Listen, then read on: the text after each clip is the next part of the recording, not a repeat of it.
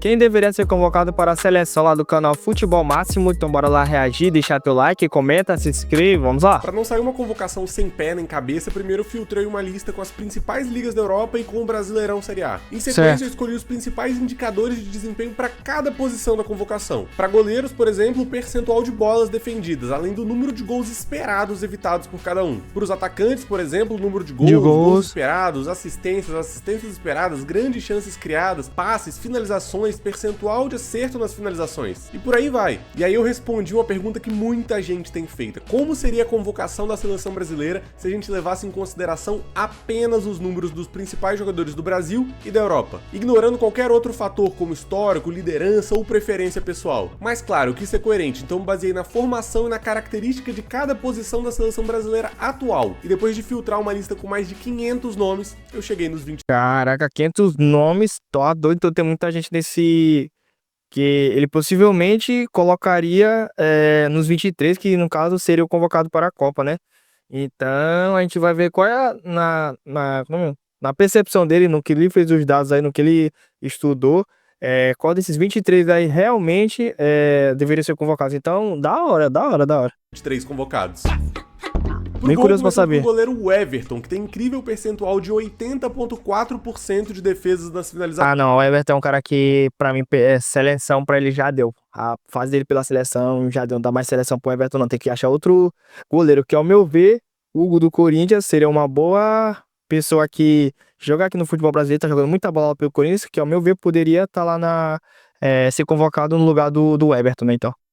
Além de ter evitado 9,35 gols esperados nos últimos 12 meses. Aqui é importante dizer que eu ainda tentei ser coerente, considerando a dificuldade de cada campeonato, mas é claro, como a gente está analisando só os números, a gente vai ver algumas inconsistências ao longo da convocação. Equipes que tendem a ser mais dominantes, por exemplo, que jogam mais com a bola, tendem a ter zagueiros que não vão ter tantas participações defensivas assim. Por exemplo, vão ter zagueiros com menos desarmes, menos cortes, menor número de duelos, o que pode acabar tirando alguns nomes importantes dessa convocação. Além disso, pensando no longo prazo, tirei qualquer limitação de lesões recentes que tenham acontecido, justamente entendendo que esses jogadores em breve vão estar de volta. Mas aqui eu já me adianto, o Neymar tá fora dessa convocação, justamente por ele estar machucado há muito tempo, a gente não tem uma amostragem suficiente de números dele. E nessa linha a gente fecha a convocação dos goleiros. Que ao meu ver, o Neymar tem que ir pra Copa, tem que ir pra Copa, tá ligado? Se ele estiver jogando bola, no momento em que for a convocação pra Copa, ele tem que ir, porque o cara faz a diferença em campo. Todo mundo sabe disso, entendeu? Então, ao meu ver, se tiver convocação da seleção, tem que chamar o cara. Com o John, goleiro do Botafogo, bom goleiro tem um também. aproveitamento de defesas muito parecido com o do Everton do Palmeiras e evitou 7,07 gols esperados. Em terceiro na lista, lesionado recentemente, Alisson, que conta com 70... Não, esse aí pra mim que também já deu. Alisson na seleção, já disputou acho que 2 Copas do Mundo, a de 18, a de 22, e não foi bem e não dá, mano. O Alisson é goleiro só de clube. Pra seleção não dá pra ele, mano. Não dá. Pra mim, não tem mais que convocar ele. Tem que achar outro goleiro também pra tirar ele dessa convocação. Ou seja, ao meu ver, poderia colocar o Everton, lá do Manchester City, no lugar dele, né? Aí convocaria o Everton, o John e o Hugo, né? Na minha opinião, né? Então. 35% de aproveitamento nas defesas e 4,84 gols esperados evitados. Aqui um caso claro de como o Liverpool, um time que joga mais com a bola e é pouco ameaçado, tende a ter um goleiro que evita menos gols esperados. E a gente tem um caso curioso, o Ederson fora dessa convocação. Justamente pelo City ser o time mais dominante no jogo com bola, que ataca na maior parte do jogo, o Ederson não tem tantos números defensivos. E quando o City é contra-atacado, geralmente são chances claras, bolas com menor chance de defesa, que acaba não favorecendo os números do Ederson. Pra mim é muito melhor. Analisar friamente só os números não é e nem pode ser a única forma da gente analisar um jogador. Avançando na convocação, para a lateral direita eu quis 2 laterais com perfis diferentes. Um lateral mais construtor, que joga mais baixo, como o Dorival tem usado na seleção, e um lateral reserva mais agudo, mais profundo, que gosta de fazer cruzamentos na área. O primeiro, aquele que joga mais baixo, quase que como zagueiro, quem ganhou a vaga foi o Marcos Rocha do Palmeiras. Marcos Rocha. O melhor lateral brasileiro. Marcos Rocha é um cara que não dá, mano. Mas pra seleção também não. Ele já tá... No quesito de idade, ele não dá mais pra ele, não. Ser convocado pra seleção. Mas, tipo, se ele fosse uns 10 anos mais novo, então ele seria convocado. Porque o cara, mesmo que a idade que tá, ao meu ver, joga muita bola. Poderia ser convocado? Poderia sim, mas a seleção não vai convocar ele só por causa da idade. Mas é um cara muito bom. quando a gente fala de números de passes longos, passes progressivos e percentual dos duelos defensivos ganhos, além de ter ótimos números em aproveitamento de cruzamentos. E é claro, laterais que jogam mais avançados naturalmente vão ter menos passes, vão ter menos duelos defensivos. Nisso o Marcos Rocha largou na frente. E para ter uma segunda opção diferente, o Ian Couto foi quem ganhou a vaga. Não vou dizer que ele tem os melhores números em todos os quesitos ofensivos. Ao meu ver, o Ian Couto também é um moleque bom. É um moleque bom que tem muito adquiriu com o futebol dele ao decorrer dos anos aí, e com isso faça com que ele vá para a seleção e seja um cara firme nessa posição de lateral, porque o meu ver ele tá evoluindo jogo após jogo lá no Borussia, que ele tá jogando atualmente, e ao meu ver tem que ficar convocando ele para poder extrair o bom futebol dele, porque ao meu ver ele tá jogando no meio do Borussia, então ao meu ver ele tem que ir para a seleção, né, e é um cara que alguns anos ele com certeza vai ser um dos caras principais aí da lateral do Brasil, né. O Paulo Henrique, lateral do Vasco, foi o que mostrou o melhor aproveitamento de cruzamentos, além de ser quem mais criou grandes chances. O William do Cruzeiro foi outro que se destacou com ótimos números de cruzamentos certos e duelos defensivos, mas o Ian ganha pelo conjunto. 33% de acerto nos cruzamentos, 5 passes longos em média por jogo e 58% de duelos defensivos vencidos, além de ter uma média de 4,65 cruzamentos por jogo. Para a lateral esquerda, mais surpresas. Lucas Piton foi o lateral que mais se destacou. Caraca, Lucas Piton. 6 assistências esperadas, melhor média de duelos defensivos. Nunca que viria na minha cabeça Lucas Piton na seleção, mano. Caraca, que louco, hein? Quem sabe, nem poderia ser um bom lateral, né? Só se... mas por isso... ele pelo menos ele tem que ao menos ser convocado pra gente ver se daria certo na seleção, que na percepção nunca passou o nome do Lucas Piton na minha cabeça de ele ser convocado pra seleção, né, então.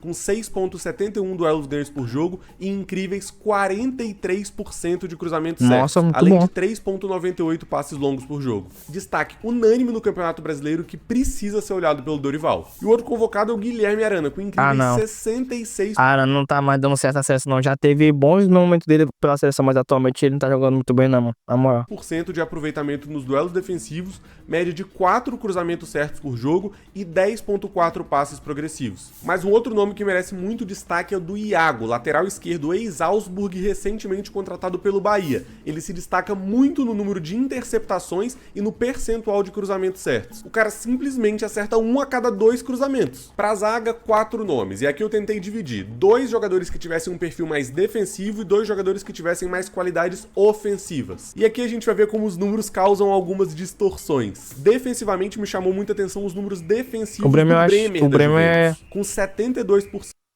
O Bremer, os jogos que ele foi convocado pela seleção, acabou que não deu certo, mano. As convocações que ele teve pela seleção, ele acabou não jogando muito bem, mas tipo, os jogos dele lá pela Juventus, ele é um cara principal da zaga lá, é ele, pô, ele é o cara da zaga da Juventus, mas tipo, o jogo da seleção, como eu falei antes, que ele foi convocado, ele jogou muito bem não, mano, na moral. De duelos vencidos e 6,82 duelos por jogo, além de 5,04 interceptações. Juntamente dele, o Tuta, do Eintracht Frankfurt, que realmente está jogando muita bola e o Dorival precisa ficar de olho Esse eu não conheço ele, não. Pra dupla ofensiva, a vaga ficou com o Léo Ortiz, que tem média de 10 passes progressivos por jogo e 9,4... Ele foi convocado agora há pouco no jogo contra a Argentina, o Léo Ortiz. Ele entrou acho que só 2 minutos e tal, e só não deu nem pra ver o futebol do cara e tal. 48 passes pro terço final. E pra fazer companhia pra ele, surpreendentemente, o convocado foi o Danilo. O Danilo que joga de zagueiro na Juventus, não é... Não, pra mim já deu. Danilo pra seleção já deu, mano. Já foi fácil o Danilo ser... de ter aquela... de ser um cara que não pode ser deixado de não ser convocado. Acho que você entendeu. Ou seja, era unanimidade que tinha que ser convocado, mas hoje em dia não, mano. Hoje em dia pra mim Danilo não dá mais pra seleção, não. É titular, mas tem alternado e tem entrado bastante nas partidas, tem muita moral lá na Itália e que se destaca justamente pelas bolas longas e pelos passes progressivos, tendo números muito parecidos com o do Léo Ortiz. E olha que doideira, o Magalhães é monstro. Do Real Madrid, bom que pra também. mim são os 2 melhores zagueiros brasileiros do mundo, ficaram de fora da convocação. Eu acredito que isso possa acontecer porque os dois estão em um contexto muito competitivo. Não vão ter tantos números, mas que talvez quando eles executam essas ações, são ações de muita qualidade. Além de jogar em 2 grandes times em que eles acabam compartilhando mais as responsabilidades. responsabilidades. Para essa convocação eles ficaram de fora, mas da seleção brasileira é obrigação chamar os dois e pra mim titularidade pros dois. Avançando no campo, vamos pra volância. 4 jogadores, 2 titulares, 2 reservas, e aqui eu tentei fazer mais uma vez uma divisão. 2 jogadores mais defensivos, 2 jogadores mais ofensivos pra sair jogando com mais qualidade de passe. Até porque eu entendo que na seleção os dois precisam se complementar muito bem. Se complementar tão bem quanto o seu like e a inscrição aqui no canal. Deixa o like e inscreva. Tenho certeza que você não vai se arrepender. Defensivamente, o João Gomes do Wolverhampton e o Vinícius Souza do Sheffield, que jogou a Premier League na temporada passada, foram os maiores de... Agora, mais de 65%. Esse João Gomes, esse jogo que ele foi convocado, algum jogador jogou bem. Agora esse outro aí, que eu acabei esquecendo, que joga no Sheffield, já vi uns skills dele, e o cara é bom, mano, o cara é bom. Poderia ser convocado já pra seleção. Nunca foi convocado, acho que eu saiba, pra seleção nunca foi convocado, mas poderia convocar ele pra ver se ele estaria bem ou não ali pelo meio do Brasil, porque o Brasil no quesito do meio de campo do Brasil tá ruim, mano. Tá ruim, tem que arrumar aquele meio de campo ali, porque o negócio tá feio. De duelos defensivos ganhos e mais de 10 duelos vencidos por jogo pros dois. Mas posso dizer, o Gregory do Botafogo não ficou muito pra trás não, inclusive teve um melhor índice de interceptações do que o João Gomes do recorte que eu fiz. Pra sair jogando, um nome sem Bruno Guimarães é craque. Bruno Guimarães. Esse é um cara também que, ao meu ver, não pode estar de ser convocado pra ir pra Copa, porque ele é muito bom jogador, o Bruno Guimarães. E todo jogo que ele foi convocado pra seleção, o cara sempre saiu bem, mano. Ele é muito bom. Luta em passes progressivos, passes longos e até dribles. E olha que ele também se destacou pela média de 11 duelos ofensivos vencidos por jogo, além de ter ótimos números defensivos. Equilibradíssimo. E pra fazer companhia pra ele, pra sair jogando 3 nomes que eu quero que você comente qual o seu favorito aqui nos comentários. O primeiro é o Joelinton do Newcastle, que foi o líder em duelos ofensivos. O Joelinton, nos jogos que ele foi convocado, jogou nada, mano. Jogou nada. Ele é outro jogador que é um craque de bola no seu clube, mas na seleção não joga bem, mano. É uma pena. E que também teve ótimo número de dribles. Segundo, Marlon Freitas do Botafogo, o líder dentro desse recorte com mais passes longos, além de se destacar muito em passes pro terço final e passes progressivos, aqueles passes que ajudam o time a progredir no campo.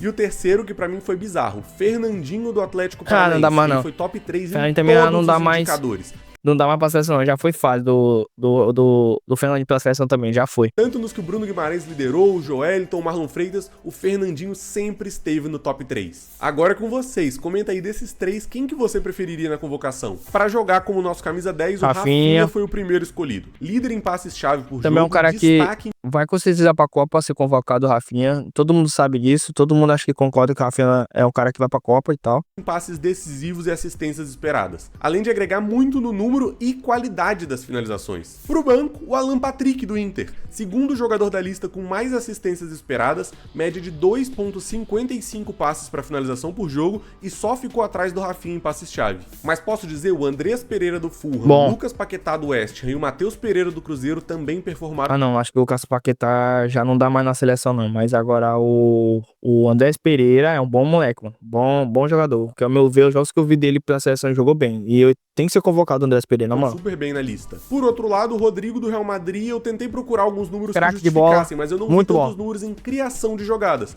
Eu vi mais destaque na qualidade para finalização e na qualidade dos dribles. Acabou ficando de fora desse meio de campo. Pra ponta direita, 2 nomes. Savinho, pelo destaque com média de 10... Savinho ainda não. Sabe ainda não, mano. Sabe ainda não. Eu não concordo não, sabe não. 10 dribles por jogo, 56% de taxa de acerto e ótima média de cruzamentos e de grandes chances criadas. Pra fazer companhia pra ele, 2 opções muito interessantes e diferentes. O primeiro é o Estevão, que mais se destacou por dribles e muito pela qualidade jogador na finalização. Esse aí tem que ser convocado. Ele foi convocado nessas últimas convocações que teve da seleção, mas não... quando entrou em campo foi rapidinho, quase não deu pra ver o futebol dele. Então, ao meu ver, é um cara que tem que ser convocado. Tem que ser convocado. O Estevão joga muita bola. Jogadas. E o outro é o Gustavo Scarpa do Atlético Mineiro, que foi o ponta direita que mais se destacou na criação de jogadas. Além disso, o Ângelo, ex-Santos e agora o Nasser também teve boas médias, assim como o Luiz Henrique do Botafogo. O Luiz Henrique joga muito, mano. Joga muito. Era um cara que tinha que ser convocado de novo pra seleção. Mas uma pena que, tipo, ele foi pra Rússia. É muito difícil o pessoal vai querer convocar ele pra seleção porque ele foi pra lá. Mas é um cara que joga muita bola. E olha que doideira, que prova como a gente não pode analisar os jogadores só pelos números. O Rodrigo, que pra mim é top 3 brasileiros no mundo hoje, ficou de fora da convocação. Pra ponta esquerda, o Vini Júnior, obviamente, absoluto. O nosso bola de ouro. Nos indicadores de desempenho analisado, ele esteve no top 2 da maior parte dos indicadores, com destaque pra média de 10 dribles por jogo e 3 finalizações finalizações por partida, além de média de 0.9 grandes chances criadas. Pro banco, Gabriel Martinelli, com uma excelente também bom jogador, também média gostei. de uma grande chance criada por jogo e 1.46 passes para finalização. Além disso, mais de 50% de dribles certos e média de 6.86 dribles por jogo. E para referência, o 9 que a seleção brasileira precisa, segundo os números, é o Hulk. Ele foi o primeiro da lista com... Eu concordo. O Hulk é monstro. O cara tá com 38 anos, se eu tô enganado. Quase 40 anos, mas o cara, ao meu ver, tem que ser convocado. Que o cara faz gol atrás de gol. O cara é monstro. Tem que ser convocado, ao meu ver, que é muito bom o Hulk.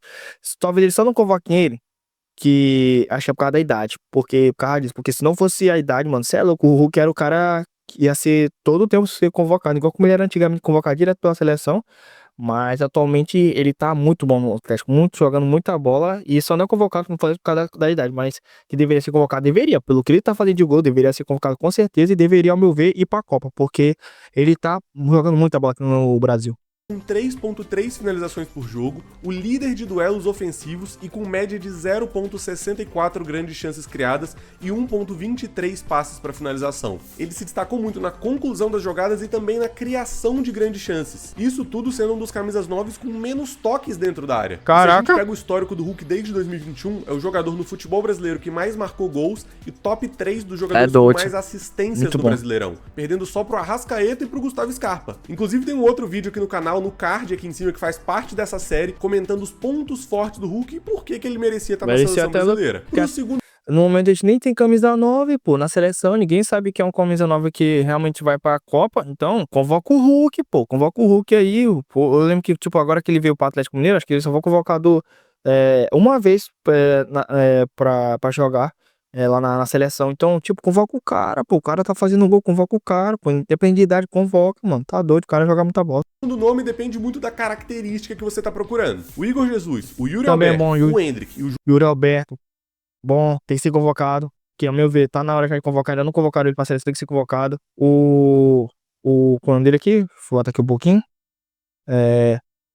botar aqui um pouco. O nome depende muito da característica que você tá procurando. O Igor Jesus. Ó, o Igor Jesus também é outro que tem se convocado. Não tá jogando muito bem no Botafogo no momento? Não tá, mas tipo, ele jogou na seleção, o jogo que teve lá, ele foi e fez gol, né? Junto com o Luiz Henrique, né? O Yuri Alberto. O Yuri Alberto também, como eu falei já. O Endrick. O Endrick também é um cara que não pode deixar de ser convocado. E o João Pedro, sei lá, mano, ele pra mim tem que ser convocado mais pra ser reserva, não pra ser titular, né? João Pedro merecem ser destacados. Mas se você quer um atacante de área, o Pedro vai ser fatalmente o melhor nome. Esse aí também é outro.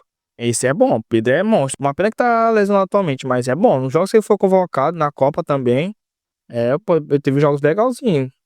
Pode ser o nosso camisa 9 também é titular da seleção e tal, o camisa 9 firme pra Copa e tal, que ele também pode ser convocado. Eu concordo com isso aí, o Pedro tem que estar lá, mano. Mais participa no jogo, mas com 56% de aproveitamento nas finalizações, ele é fatal com poucos toques, marcando um gol a cada aproximadamente 4 finalizações. Agora, se você procura um cara para jogar mais por fora da área, com mais mobilidade, talvez ser até um segundo atacante, o Matheus Cunha foi quem mais se destacou. Líder de grandes chances criadas e passes para finalização, foi também quem mais driblou e venceu duelos entre os atacantes. Loucura pensar uma seleção convocada assim, hein? Mas te falar, tem ótimos nomes aqui pra gente colocar no radar. Teve alguém que te surpreendeu? Comenta aqui. Teve muito aí, eu até falei depois do vídeo aí, pessoas que me surpreenderam, pessoas aí, jogadores aqui pra mim, e já não dá mais pra seleção, já fui época, não, tem que largar de ser convocado, e outros que tem que dar oportunidade pros caras jogar, tem que dar oportunidade pra eles mostrar o futebol dele, tipo, que já tá na hora de ser convocado pra seleção pra testar ele lá e tal. E é isso, eu dei minha opinião, espero que vocês tenham tido minha opinião aí. Deixa no comentário a sua opinião de quem você convocaria pra seleção e quem você não convocaria desses nomes aí que a gente viu aqui. Se inscreva aí no like, se inscreva aí no canal, deixa o like. Me siga no Instagram pra estar aqui na descrição. Se você adquirir qualquer produto aqui no canal, tipo microfone, meu teclado e meu mouse, tá tudo embaixo na descrição aí também. E é isso, obrigado por ter assistido, valeu, até a próxima, fui!